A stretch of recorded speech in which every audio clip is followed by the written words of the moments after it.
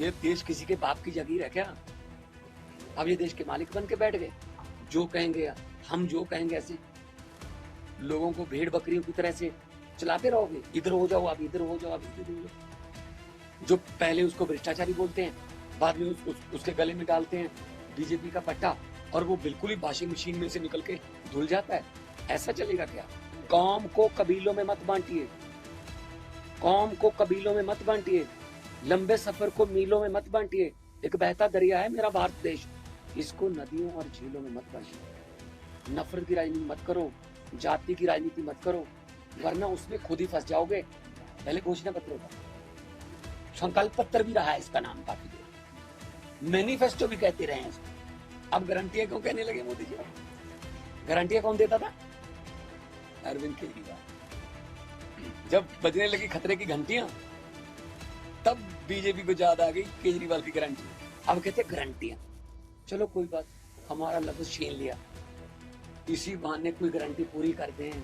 पहले 15 लाख वाली गारंटी तो पूरी नहीं। आप मेरे ख्याल में आपके तो आ गए ना 15 लाख तक खाते में आए, आपके भी नहीं आए, पंजाब में भी नहीं आए। वैसे काला धन भी आ गया ना, बाद में कहते हैं जुमले हैं।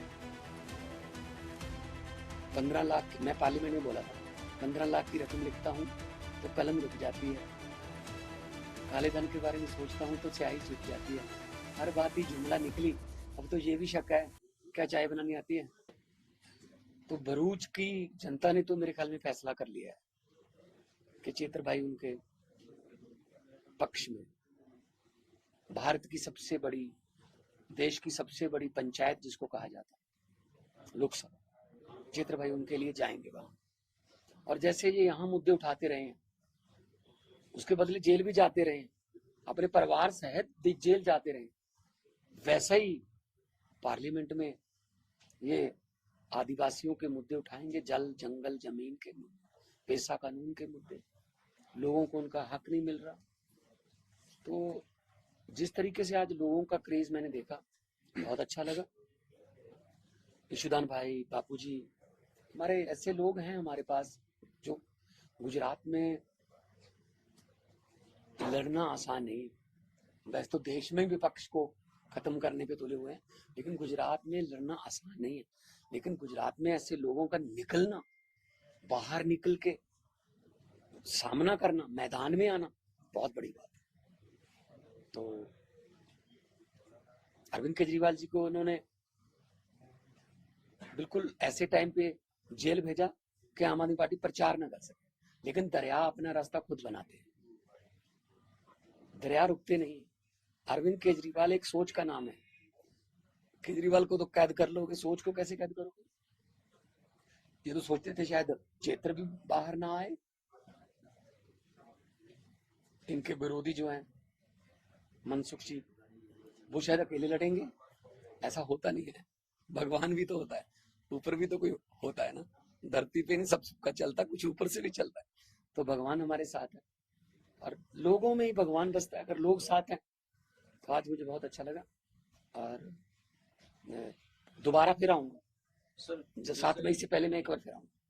सर, नरेंद्र मोदी बोल रहे हैं कि अब की बार 400 के पार, तो उनकी कितनी सीटें आ सकती? देखिए ये पता क्या, ये जुमले हैं। अब की बार ये दिल्ली में क्यों नहीं कहा था फिर उन्होंने 2020 में कि अब की बार इतनी बार? क्योंकि उनको पता था कि दिल्ली में अब की बार सिर्फ यमुना पार, यमुना पार से 7 सीटें आई हैं, 63 तो हमारे पास है।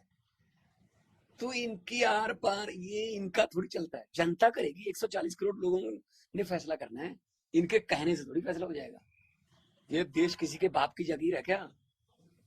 अरे हमारे बुजुर्गों ने, हमारे पुरखों ने शहीदियां दी।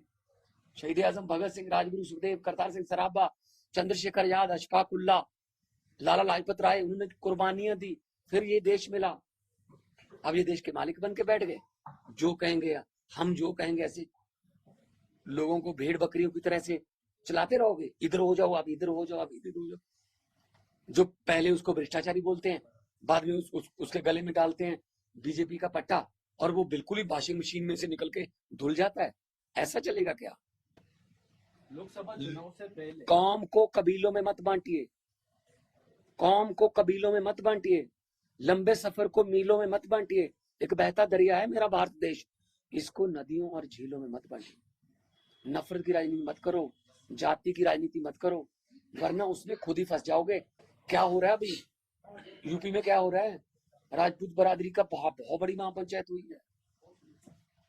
यहाँ पे लोग जो हैं वो गुस्से हैं, क्योंकि जब छत्तीस समाज है जो गुस्से हैं, क्योंकि हम तो ऐसी जात पात की राजनीति करते नहीं, हम नाम की नहीं, हम काम की राजनीति करते।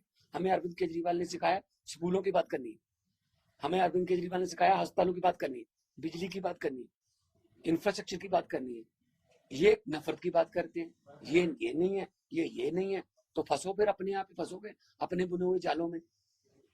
तो मतलब ये है कि आम आदमी पार्टी सेकुलर पार्टी, हम तो सब समाज पूरे देश की तरक्की की बात करते हैं, हम किसी जात पात की राजनीति नहीं करते। लेकिन ये जात पात की राजनीति में खुद ही फंसेंगे, फंस चुके हैं। भगवत मान जी, बीजेपी के घोषणा पत्र को लेकर आप क्या कहेंगे? पहले तो ये घोषणा पत्र होता था ना, मेरे पास बहुत अच्छा सवाल है।